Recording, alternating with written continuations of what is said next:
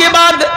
رات بھر نماز پڑھیں گے اور کبھی سوئیں گے نہیں، ہر رات جاگیں گے اور پوری رات ہم اللہ کی عبادت میں لگے رہیں گے،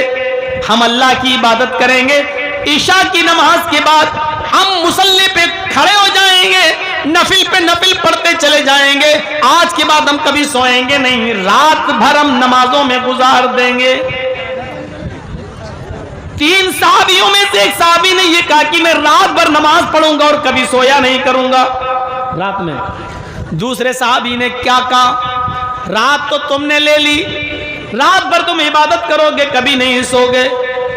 میں ہمیشہ روزہ رکھا کروں گا اور کبھی چھوڑوں گا نہیں، یعنی میں پورے دن سال کے 12 مہینے میں روزے رکھوں گا اور کبھی چھوڑوں گا نہیں، ہمیشہ میں روزہ رکھوں گا، جب تک مجھے زندگی ہے اور میری جان میں جان ہے میں روزے کو ترک نہیں کروں گا، میں ہمیشہ روزہ رکھوں گا کبھی نہیں چھوڑوں گا۔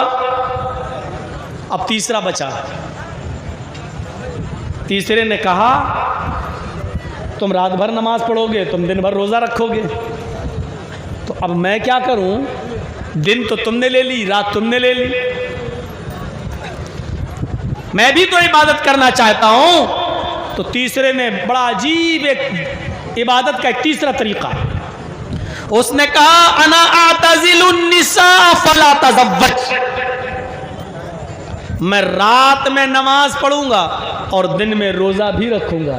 دن میں روزے رکھوں گا اور رات میں نماز پڑھوں گا، اور بیوی سے الگ تھلگ ہو جاؤں گا، بیوی کے قریب ہی نہیں جاؤں گا، یا میں نکاح نہیں کروں گا، میں شادی نہیں کروں گا، شادی کروں گا تو بیوی کے قریب جانا پڑے گا، بیوی کے قریب جائیں گے تو بچے ہوں گے، بچے ہوں گے تو پھر بچوں کے لیے کماؤ اور ان کے لیے محنت کرو، مزدوری کرو، ان کو پال پوس کے بڑا کرو، تو عبادت کا ٹائم ہمیں بیوی بچوں کی پرورش میں گزارنا پڑے۔ تو انا اعتزل النساء فلا اتزوج، میں نکاح ہی نہیں کروں گا یا میں شادی نہیں کروں گا یا میں بیوی سے الگ تھلگ ہو جاؤں گا، رات بھر نماز پڑھوں گا اور دن بھر عبادت کروں گا، روزے رکھوں گا۔ یہ تیسرے نے اپنا طریقہ بتایا۔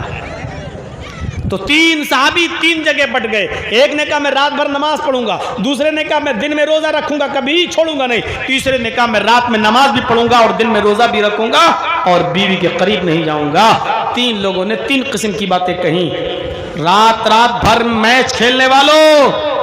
جناب محمد الرسول اللہ کو جب اس بات کا علم ہوتا ہے